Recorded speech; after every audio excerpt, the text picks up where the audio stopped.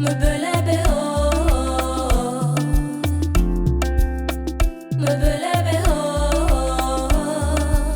guys, you're welcome again to the channel. I hope you guys enjoyed our last video and I hope you learned something from it. Please, if you did, let me know in the comment section. You already know the drill. Like, subscribe, comment, let's talk, let's have fun.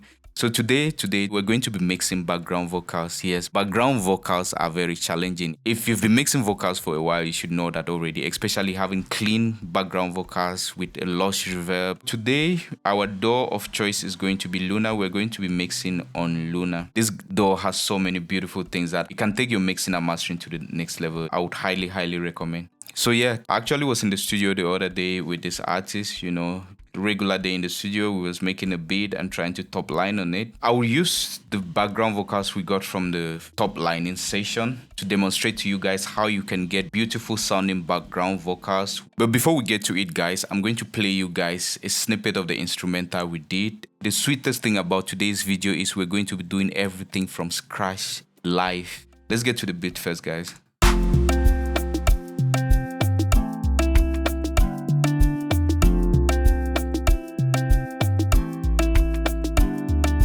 So yeah guys, that is a snippet of the instrumental. I hope you guys like it. But then let's listen to the background vocals. I'm going to have to reduce the volume because they are actually raw. There's no gain staging done to it. And we're going to take it one step at a time and build it up.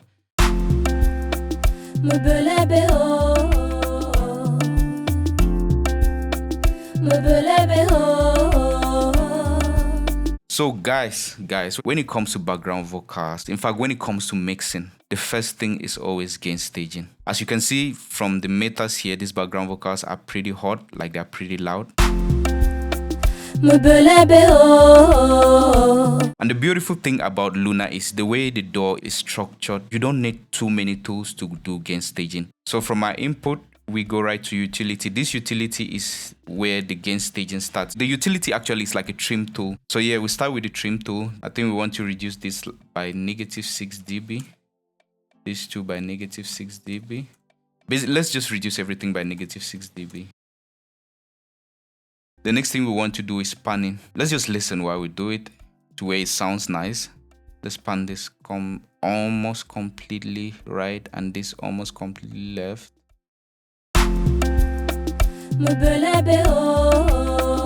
As you can see guys, just with the gain staging and panning, we're already giving the sound dimension. We're already making it wide. At this point, I want to keep the level a bit consistent and I don't want to jump into compression right away to do it. So I'm going to use a vocal rider, you know, just to tame, just to control the levels a bit. Let's see, vocal rider. So I'm using the vocal rider from Waves. I'm keeping it at -24 and then I'm reducing the range, let's say by +2 and -6. +2 is so that the lower parts should get increased by +2 dB and the louder parts should get reduced by -6 dB. Yeah, I like it over there. We're going to copy this to the rest of the tracks. Paste, paste, paste, paste. The vocal rider is more like automation. Yeah, this is automation.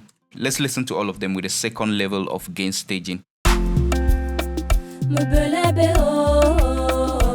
Yeah, I think this is beautiful, guys.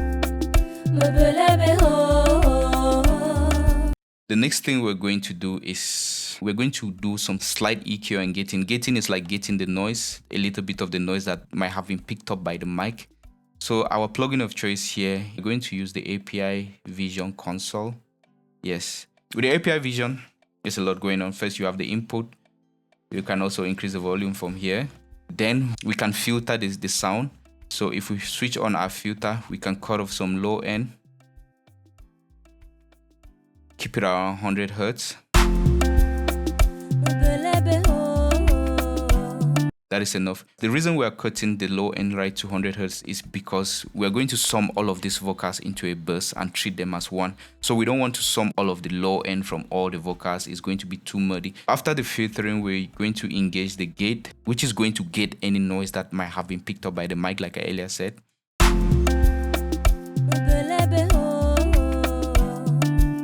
And as you can see, anytime the vocal is playing, the gate is disengaged. And when the signal stops, the gate is engaged. So anything that is not the signal is cut out. We can set how much we're getting with the depth and with the threshold, but I think just at these default settings is good enough. I think this is fair enough. So from the gate, we have the compressor and we have the EQ. We are not using any of this. So we just wanted the filtering and the gate. So like we did earlier with the vocal rider, we're also going to copy this to the other tracks. It makes the work go faster.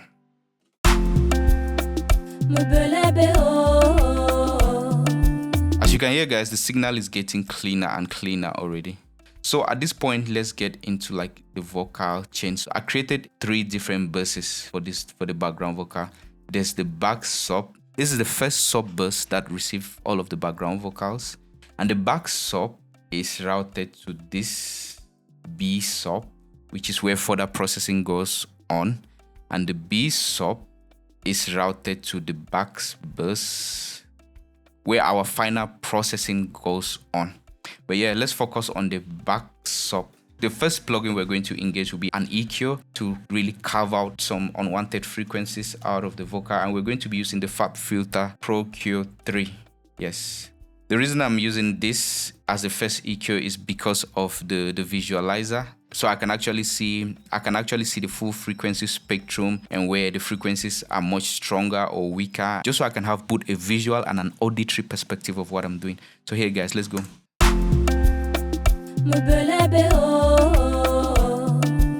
We'll still do more filtering. We engage a high pass filter.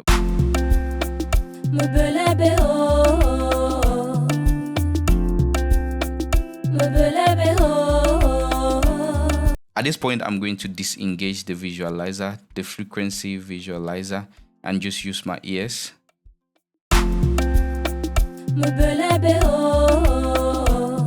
I think somewhere around here is a bit too much. I'll just reduce it a bit.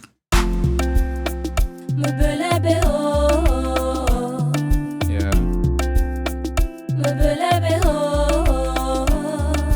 This is all we're doing here. And something too, there's no particular order in which I mix background vocals. I make decisions based on what the vocal or what the signal is communicating.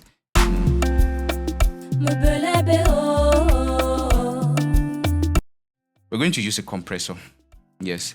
We're going to use an 1176 compressor just to tame the peaks. Yes. We use a compressor from Universal Audio, an 1176. You can use from Waves if you definitely should have Waves. Waves is much more common. You can use the black 1176 from Waves. Let's see.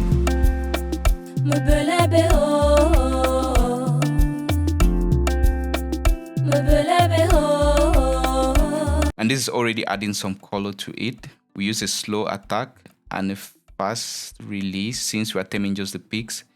And yes, something like this. We want to reduce the output.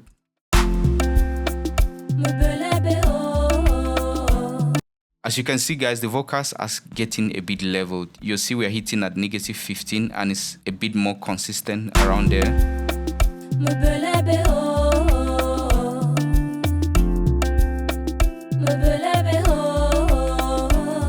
What we're going to do next is we use an EQ. Yes. And still we're going to use the API Vision, but we're using just the EQ part of it. The reason we're using this as opposed to like a fab filter is because we're training our ears to listen and make decisions based on what we're hearing, not what we're seeing. The more you work with this, the more you trust your ears and the more you get like better mixes. We switch it on by engaging the on button. Let's start from the top. Let's increase the top end around 12K by 4 dB.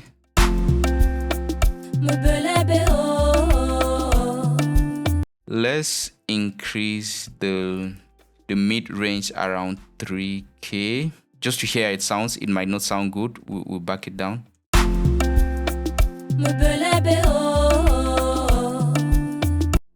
Let's cut down a bit of the lows from 200. Let's just reduce it a bit.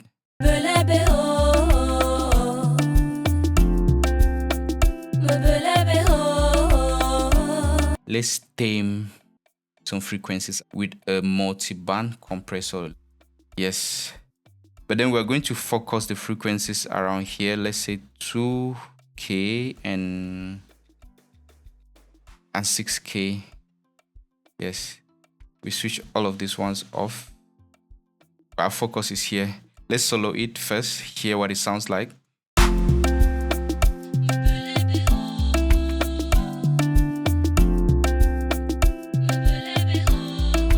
The reason we're doing this is so lead vocal has to shine somewhere around here. So let's just tuck the background vocals a bit down around that area. A compressor.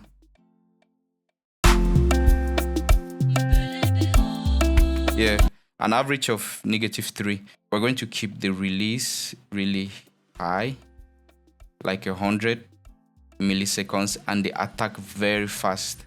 Let me say 2 milliseconds.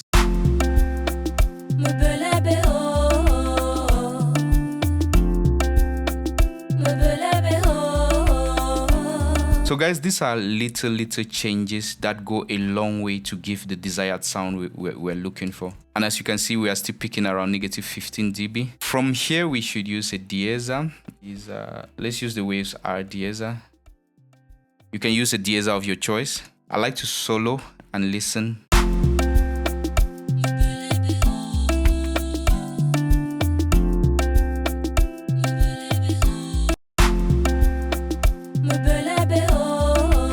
Yes guys, so at this point we're going to use a multi-band compressor.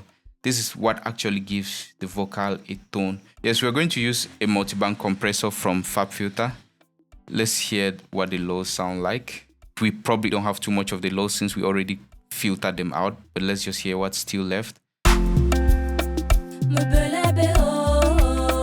Let's do this.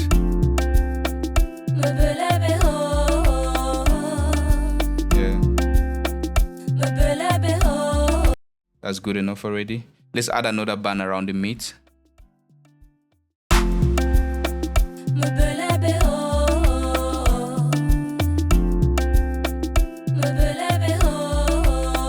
Yes. Increase the release. And also increase the output a bit. Let's add another band around the high mids. I won't be doing too much on this band here, guys, since we already use a multi-band compressor right up here to tame these particular frequencies. So let's just ignore this for the minute. Let's add the last band, which is at the very top, to give it a shine. Let's boost.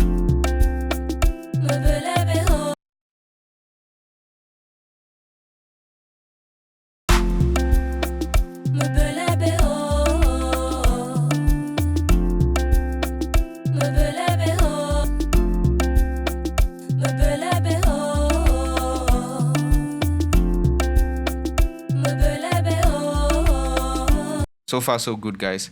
Let's mute everything for a minute and just hear what we've done so far.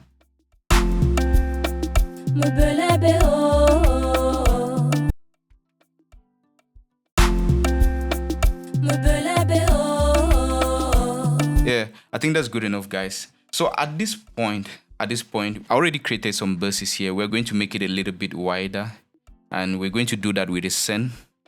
So if we come here, I created a send. I called it a B shift. On the B shift is actually a bus. On the bus itself, we're going to add a B pitch, which is this here.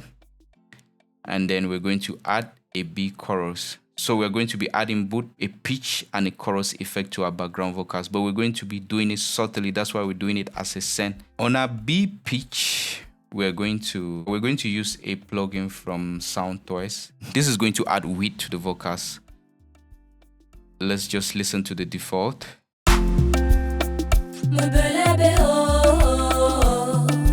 As you can hear, it's too much. It's adding some phasing effect. Let's listen to this. I prefer this more. So this is enough already, guys. We just have to turn it down. So this is getting sent to this. I think that's good enough, guys. We could also add a chorus to it. Let's see, like chorus from Waves. Let's see, doubler. We can use the doubler from Waves. I like to use this basic doubler preset, you know.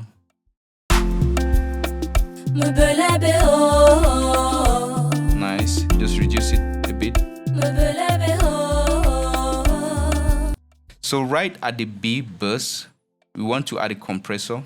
This is like a final compressor. The LA2A compressor from IK Multimedia is called the Y2A. I love it a lot. We're making sure we maintain our negative 15 dB level.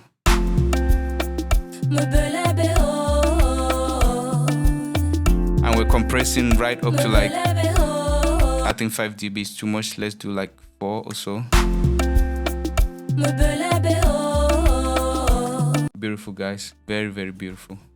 Yes, now into the main thing of the video, the real thing. We want to add some sauce, some reverb. But first, before we add our reverb, we want to put this background vocals into a room. We're going to use Pew Plate from Universal Audio. It has a preset. Let me see. That's a vocal preset that can, yeah, tight background vocals plate. Yes, let's hear what that sounds like. And I already created some buses for it the same way I did with the pitching. So we'll select B reverb. Yes. And what we're doing with the room, guys, we're creating early reflections for the background vocals with this Pew Plate from Universal Audio. Let's hear how this preset sounds like. Exactly, guys. Pure magic. Yeah, but obviously it's too loud, so we want to control it. Early reflections are the first sound that hit you from the closest wall to you, just milliseconds longer.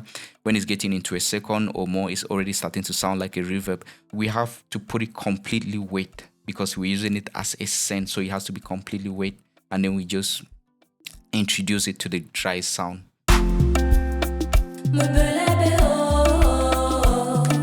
This sounds decent enough for early reflections. So what we do at this point is we just reduce the volume so it suits right into the dry sound and give it that sense of space.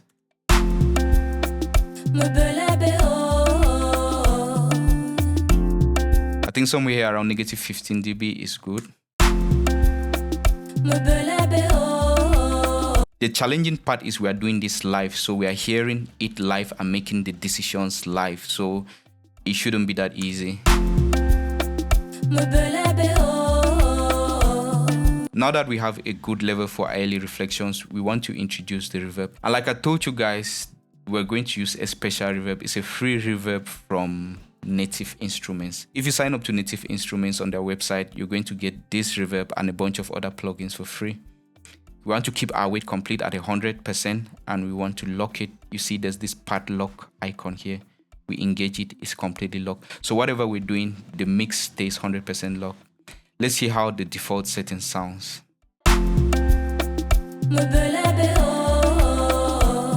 Come on, guys, isn't that pure magic? This is the sauce, this is the juice.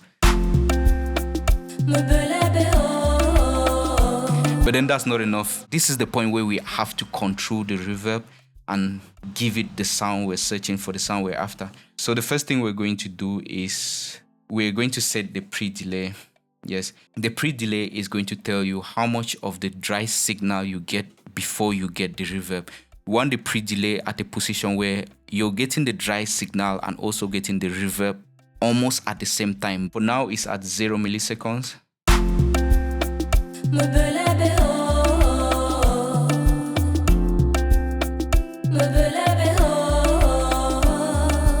I think here it sounds good, but we could always come back and change and do whatever. From the pre-delay, we are going to engage the filters, the low cut and the high cut to cut off some low frequencies and some high frequencies from the reverb sound.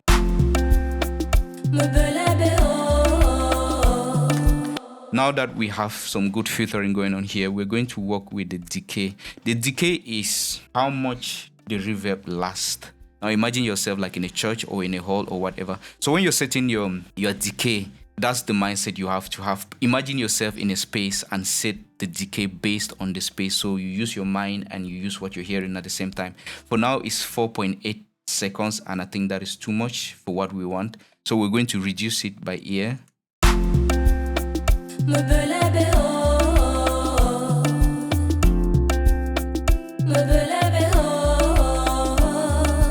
So the diffusion is the intensity of the reverb basically. We want it somewhere around here. I think that's fair enough. And then we come to the size. The size determines the size of the space, the size of the room. Here it's at 50% and I think it sounds good, but let's just experiment with the other percentages and hear what we have.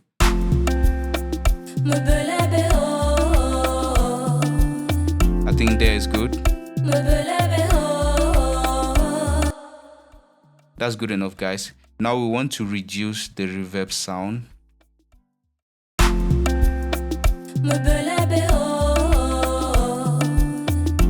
We want to work with both the early reflections and the reverb at the same time to find a balance, a sweet spot.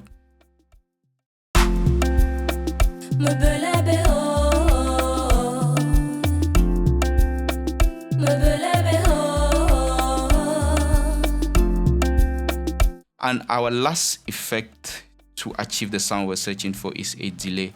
We're going to add a delay. Yes, I like this delay. It always works well with stuff like this. Let's use an 8-note delay first, just to hear how it sounds, and then we control it as we go.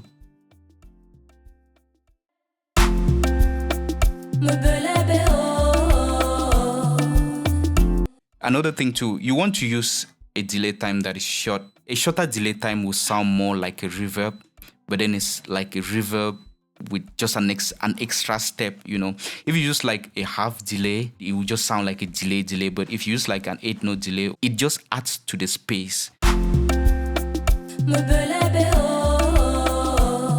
Right, guys? I think this 8-note delay sounds right, so we want to tame it too. We want to cut some of the low frequencies and cut some of the highs. We want to reduce the feedback so it doesn't sound too much like a delay. Perfect.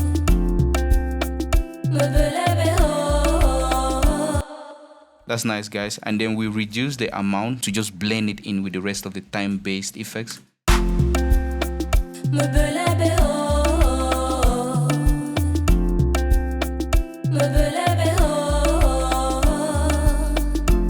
You can always process the sound more and more from this stage, but if you are looking for that background vocal with a lush reverb that sounds wide and big, this is it, guys. I hope you learned something from this video. Please, you know the drill. Like, subscribe, tell me on the comment section if you didn't understand anything. I'll be happy to reply and, you know, let you know what it is. And if there's anything you're struggling with, you're having challenges with, and you need explanation, you want help, let me know in the comment section. I could always make a video on it. This is what we started with, and this is what we have afterwards. Let me just switch off everything.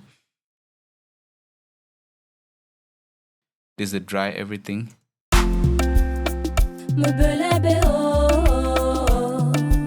And this is what we've achieved so far.